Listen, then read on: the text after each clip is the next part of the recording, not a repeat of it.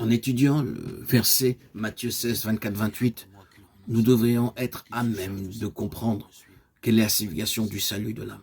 Sauver l'âme signifie obtenir pour soi-même, pour la plus grande satisfaction de son cœur, le bonheur et la joie.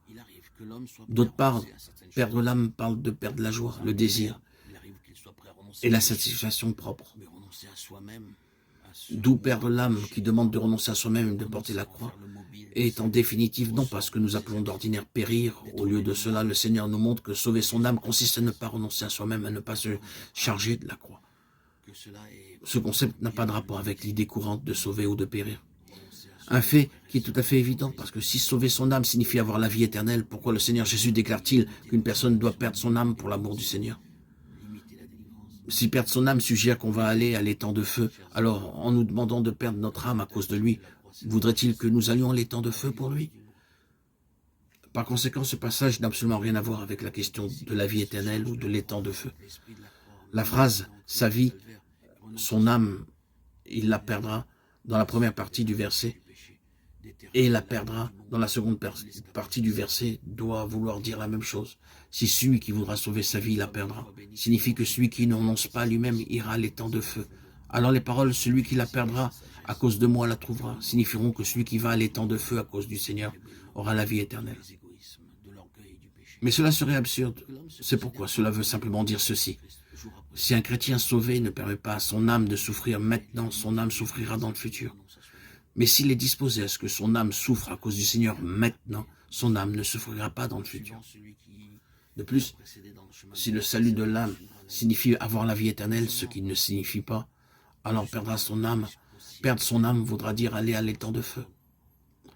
Mais en ce cas, ce que le Seigneur dit ne serait pas logique avec ce qui est dit avant. Car le Seigneur parle ici aux disciples qui ont déjà la vie éternelle. Et nous savons qu'un non-chrétien ne peut renoncer à soi-même, ni porter sa croix, ni suivre le Seigneur. Si le Seigneur désire qu'une personne ait la vie éternelle, il lui demandera sans doute de croire plutôt que de renoncer à soi-même, afin de posséder la vie éternelle.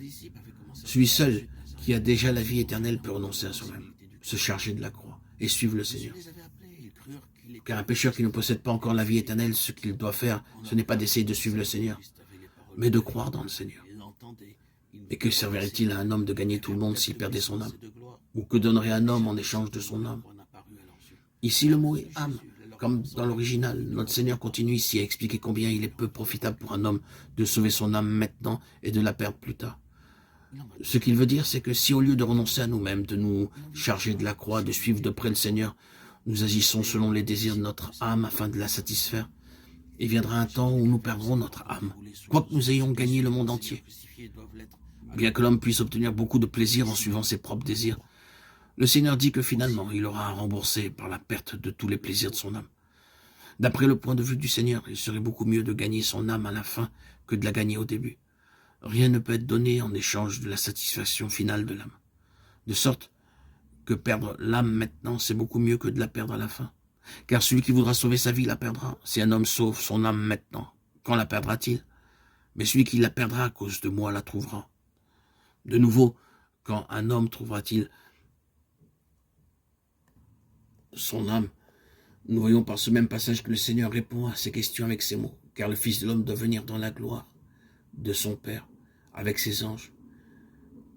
Et alors il rendra chacun selon ses œuvres.